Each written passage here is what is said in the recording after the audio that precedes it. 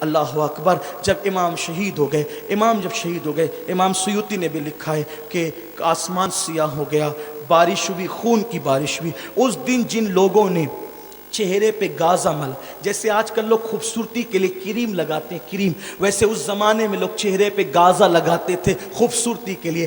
اس دن جس نے گازا ملا اس کا چہرہ کالا ہو گیا، خون کی برسات ہوئی. تو جو کپڑوں پہ خون آیا تھا وہ کپڑے پھٹتے پھٹ گئے، لیکن کبھی وہ خون کا نشان ختم نہیں ہوا. اسی طرح بیت المقدس میں جو پتھر اٹھایا جاتا اس کے نیچے تازہ خون نظر آتا. اینڈ اس پر کرتا ہوں اپنی گفتگو کو، پھر آئندہ سال کے لیے ملتوی کرتے ہیں. اللہ اکبر. جب انہوں نے خیمے لوٹنا شروع کیے، بیویوں کے دوپٹے چھیننے شروع کیے، بیویوں نے کہا رکو رکو، جتنے زیور ہیں ہم اپنے ہاتھ سے اتار کر دے دیتے ہیں، ہم نبی کی اولاد ہیں، ہمارے قریب نہ ہو. انہوں نے زیور اتار کر کے دیے. 7 سال کی بچی سکینہ تھی.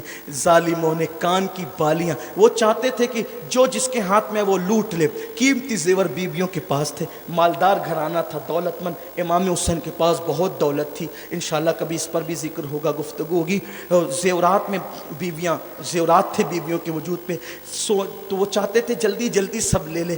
سرکار سکینہ کے کان میں بالیاں تھی، بالی اتاری نہیں، ایسی نوچی کہ سکینہ کی بالیاں کٹ گئی. سکینہ کو ایسا لگا انہوں نے مجھے پہچانا نہیں ہے، مجھے شاید اس گھر کی خادمہ سمجھ کر، شاید ایسا سوچا ہوگا کہ مجھے خادمہ سمجھ کر اس طرح نوچ لیا ہے.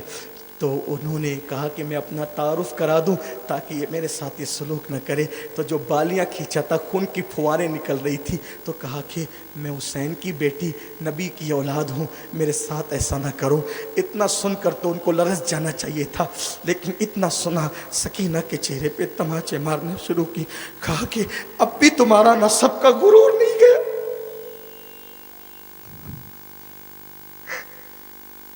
اب بھی تمہارے نسب کا غرور نہیں گیا، اب بھی تمہیں آل نبی ہونے کی بات ہے. سیدہ سکینہ کے چہرے پہ تماچے مارے.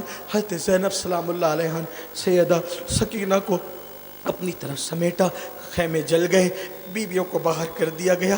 جن کے سر کے دوپٹوں کو کبھی چاند و سورج نے بھی نہیں دیکھا تھا، جن کے سر کے دوپٹوں کو کبھی اجنبی مردوں نے نہیں دیکھا تھا، ان کو بغیر دوپٹے کے کر دیا گیا. خیمے جل گئے تھے. اور پھر اسی مصیبت میں وہ وقت آ گیا، سورج غروب ہونے لگا تھا.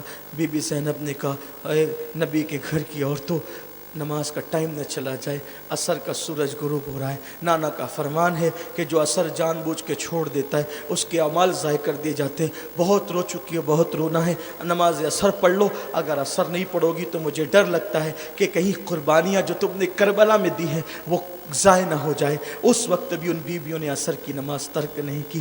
میری قوم کے جوانوں، میری بہنوں، میرے بھائیوں، آج کربلا والوں کی قربانیوں کا واسطہ دے کے کہتا ہوں، عہد کر لو، جنہوں نے اس مصیبت میں بھی نماز نہیں چھوڑا، آپ بھی نماز نہیں چھوڑو گے، گناہوں سے بچو گے. اللہ تعالیٰ ہم سب کو توفیق عطا فرمائے.